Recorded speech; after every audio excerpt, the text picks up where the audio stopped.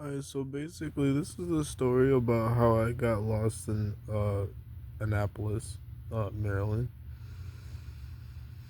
So the date is some date in, I think it is April, right?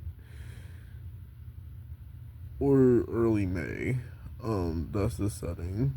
And I originally was thinking that I was only 30 miles from my house, but as it as it came to be, I ended up about 40 plus miles from my house, and you know I I pretty much ended up going to the interview, and afterwards it pretty much lasted about 15 or so minutes, just a little bit of chatting back and forth, so forth. And when I got out, the person that said they was going to park the car in the shade, come to find out later, ended up going someplace far, like McDonald's or a bank or Aldi's. They left me. They left me. So I pretty much was hysterical, crying, and I pretty much ended up in, going into a mattress store, trying to say, hey, listen, my ride left me. Can I please use your phone? And I ended up doing this with several people and trying to see if I could even get a cab home. And it was $100 at the time. Mind you, I don't know where I am. So I pretty much ended up walking around aimlessly for about a few hours. I ended up on the back of a fire truck going to the hospital, getting checked out. I was dizzy, lightheaded, you know. I was pretty much like lost, not knowing where the fuck I was, and not understanding as to how the hell am I gonna get out of this situation. So you do your prayers. You pretty much you cry out. You look around for help.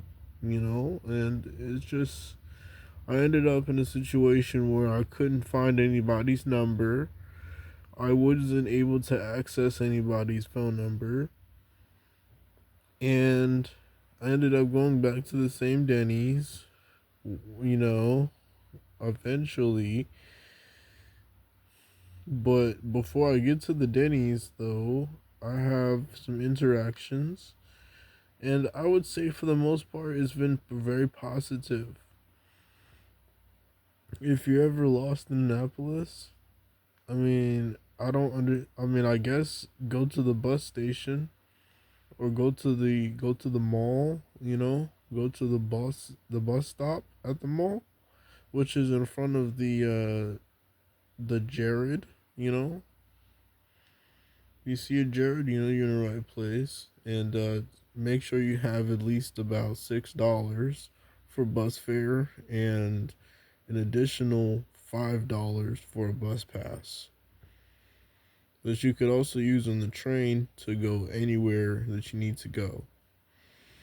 But also, before that, I had to ask for directions, and thankfully I met some nice people. You know what I mean? So I met a nice old lady, pointed me in the direction of the mall, and after that I met a young girl, that pointed me into the direction of the bus stop, and also wrote down. She was so nice, and she wrote down some directions for me, and I was able to use those directions to make it home, and I was ever so thankful and ever so grateful, you know.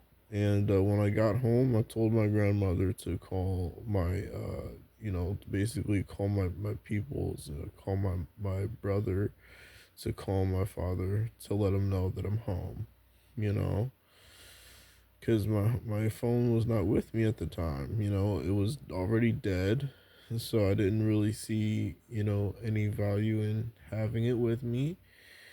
But in hindsight, I did have $40, and I could have just brought me a portable charger, and I would have been in a way better situation if I could have just gotten in contact with people, you know?